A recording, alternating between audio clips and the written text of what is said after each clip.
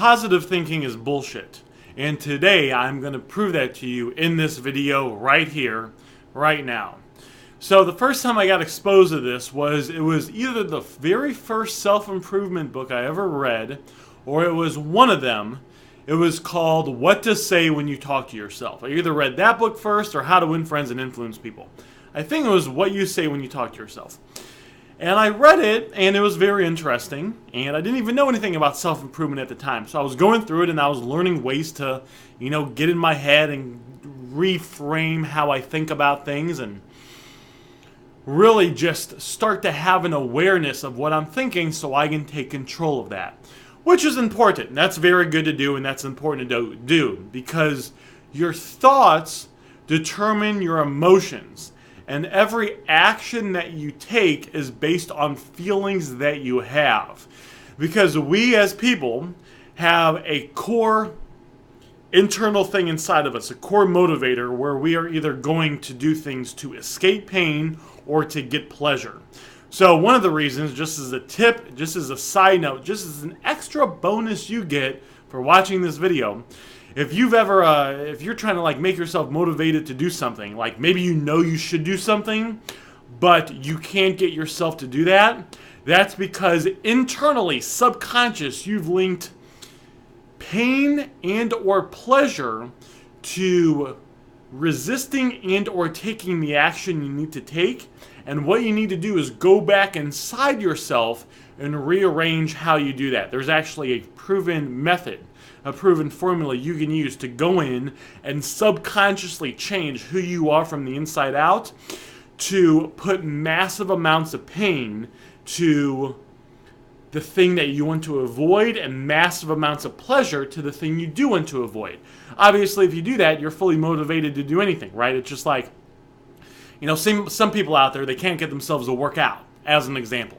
But then there's some people out there, like my buddy Scott, and you see other people that love going to the gym. Why is that? Because the people that love going to the gym have subconsciously, internally linked massive amounts of pleasure to the gym and pain from not going to the gym. Now, they probably didn't do that consciously. There's probably other motivators, right? They might have been motivated by sex, like, looking really good for girls. They might have been motivated by, sex again, looking very motivated for, their wife or for guys or stuff like that. So that core, what's the best way to word this? That core, the core motivator, if you strip out all the bullshit and you go layer, is either status and or sex, which is linked to survival. All right? So obviously that's going to be a strong thing that kind of takes you over, and it's going to, if you link that to working out, you're going to enjoy working out. Well, there's actually a process you can follow that you can do to yourself to go in there and rearrange how you link stuff. But anyway, so getting back to the point of this video. So I read this book, What to Say When You Talk to Yourself, and it talked about how you can take situations you're in, situations which you might not like, situations which are not enjoyable, and you can say words to yourself to make the situations enjoyable. And even though I read this book over 10 years ago, I remember an example to this day. He talks about how, I think it was his grandmother was washing dishes, and how she didn't like to wash dishes. So she would, as she was washing dishes, she would say to herself like, "Oh, this is fun. Oh, I enjoy washing dishes. Oh, this is great." And she would basically brainwash herself to have less pain and more enjoyment doing an activity she didn't really like, just so she could have, more pleasure in life, and so it wasn't painful. So after I heard that story and I read that book, I actually read the book a few times. Most of the books I've read a few times. Stuff I listen to a bunch of times. Because, I'm trying to fully embed that into my mind, right? If there's a new topic you've never heard of before and you're just exposed to it, I might not get everything the first time. I kind of want to go back and listen to it. I think it's 7 or 11% of the information, you retain the information the first time you hear something. So obviously, if there's something important that I want in life, I want to go back and listen to it. It's like 7 to 11 times. It's kind of what you want to listen to something if you really want to get it and embed it into who you are. So I listened to this story and I started doing this. And there's like an activity that, maybe I don't like doing. And I didn't really like doing the dishes, so I started to do it. Oh, this is kind of fun. I'm washing the dishes. And I would start to use positive self-talk on myself when I did the dishes. And it didn't become as painful. But the problem was, guys, I still didn't like doing the dishes. It wasn't as painful, but deep down inside, there was still something that said, you know what? This isn't that enjoyable. I kind of don't want to do the dishes.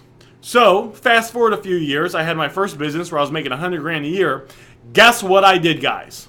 I hired someone to wash the dishes for me.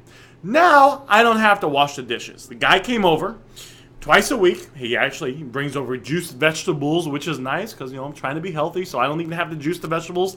Cleans all the dishes. I don't even clean the dishes. He cleans the dishes, puts them in the dishwasher. Life's great. All I do is I just eat the food and put it, pile up the dishes because he comes over twice a week, so he's going to, take care of the dishes and do the dishes. Well, guess what? Now I'm happier. Here's the point. If there's something you don't enjoy, figure out how to get out of it. Don't just use self-talk. Don't just say to yourself, oh, it's not that bad. Oh, life's going to be better. Oh, maybe tomorrow things will get better. No, fuck that. If there's something in your life you're not happy about, you don't use self-talk to make it better. You take specific, calculated actions towards moving yourself in a direction that will eventually get you in a position where you don't have to be involved in the thing you don't enjoy. So, when I was a server, I really didn't like serving people because I'm fucking running around with my head cut off. I wasn't making that much money. There was like 45 minutes of cleanup work we had to do at the end, which I absolutely hated. There was like an hour of work I had to do before I could serve. I didn't like anything about it. So instead of me saying, you know what, it's not okay, and lying to myself to be in a position I'm not really happy with, I took action. I started a business, and then I started making more money in one day than I was making as a server in a week. Then guess what I did? I fucking quit the serving job. And then guess what? I was a lot fucking happier. See? So, but now here's the thing. Here's the catch. Here's the twist. A lot of times you're not going to be in a position right now to get out of the situation you're in. You're going to have to deal with it for a little bit. You got to deal with it till you win.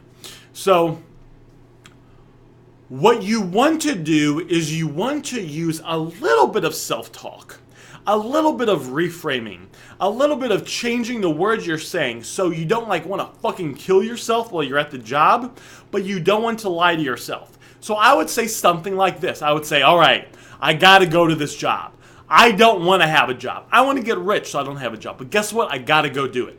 So I'm going to go to the job. I'm going to make the best of it. I'm going to try to enjoy it. But I'm going to know when I get home, I'm going to be grinding on my business. I'm going to be working on myself. I'm going to be taking action to move me away from the situation I'm in now towards a direction that will ultimately get me towards an end result, which will permanently move me away from the situation. So what I want you guys to get out of this video is do a little bit of positive self-talk. Do a little bit of reframing, but don't fully lie to yourself. You can't get all depressed in the situation you're in, right? If you're in a situation you don't like. Make the best of it, deal with it, but at the same time, take action so you can ultimately and permanently escape from that position you're in and get your point to a life where you feel better. And guess what, guys? When that happened for me, I was happier. I was legitimately happier when I wasn't doing something I didn't like and I was doing something I enjoyed. Dwayne "The Rock" Johnson, he talks about that when he started getting depressed, guess when he started getting into depressed? He went through depression. You know The Rock, right? The wrestler The Rock. He went through depression. He went through it when... I just read this yesterday. I should have went through it before I said this to you guys. He went through depression when him and his mom they either got kicked out of their house or he got kicked out of what he was doing. They got in a very bad place. Well, guess what? He didn't just say, you know what? I'm homeless. I'm living on the streets. Life's going to be great. No, he took action to get out of his situation. And now, guess what, guys? He's worth $100 million a year. He's a famous actor. He's contributed and inspired lots of people. And when you see him, he doesn't talk about how he's depressed anymore. He talks about how he used to be depressed. He's pretty happy because he put himself in a better situation. It's not all about what happens up here. It's about what happens externally to you as well. Putting yourself in a situation that you actually enjoy and you're happy with.